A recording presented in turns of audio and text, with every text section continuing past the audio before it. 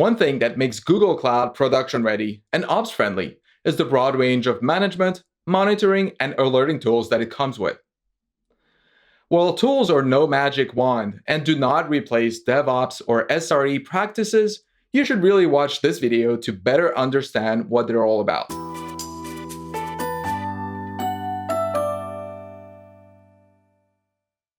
Now, before I start talking about specific tools, let me mention that these products work best in the context of a team applying SRE or site reliability engineering principles.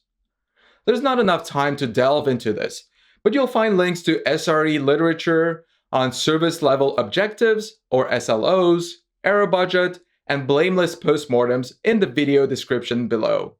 The hello world for DevOps tools is arguably the ability to collect, read, and parse logs across a distributed infrastructure involving multiple products. Cloud logging stores logs across all Google Cloud products and provides you with search, monitoring, and alerting capabilities. It also comes with an API to ingest custom log data from any source.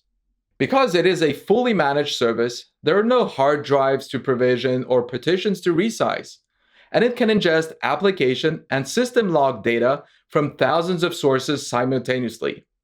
Even better, you can analyze all the log data as it arrives in real time without having to worry about synchronizing your server clocks or managing time zones. Logs are made up of entries created by Google Cloud Services, third-party applications, or by your own code. The message carried by the log entry is called the payload, and it can be a simple string or structured data. Examples of log entries can include details of a compute engine instance starting up, a new file being uploaded to a bucket, a call made to a machine learning API, or anything that your application writes to the standard or error outputs. Each log entry indicates where it came from by including the name of the monitored resource. Using the console's logs viewer, you can query logging data and obtain a precise subset of all the log entries in your project. The query will let you find entries for a given resource from different namespaces based on the log level and, of course, by timestamp. Note that if using the console isn't your thing, these queries are also accessible from the logging API, as well as from the command line. Storing logs is free for the first gigabytes for every project, and then comes at 50 cents per additional gigabyte. An alerting policy can be set up to trigger when your monthly logs ingested exceeds a given limit. But you can also define excluded logs so that some are not stored in the first place.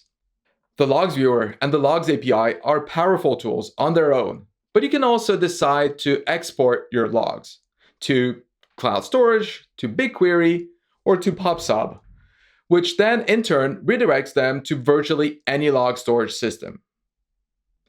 Exporting logs is likely something that you will want for archival or potentially legal purposes, but also maybe to benefit from more advanced analytics.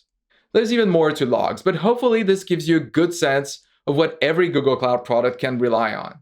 So now you know how logs are aggregated across all of Google Cloud and how to navigate them. If you like this video, please like, subscribe, comment, share, and look forward to more Google Cloud Essentials videos.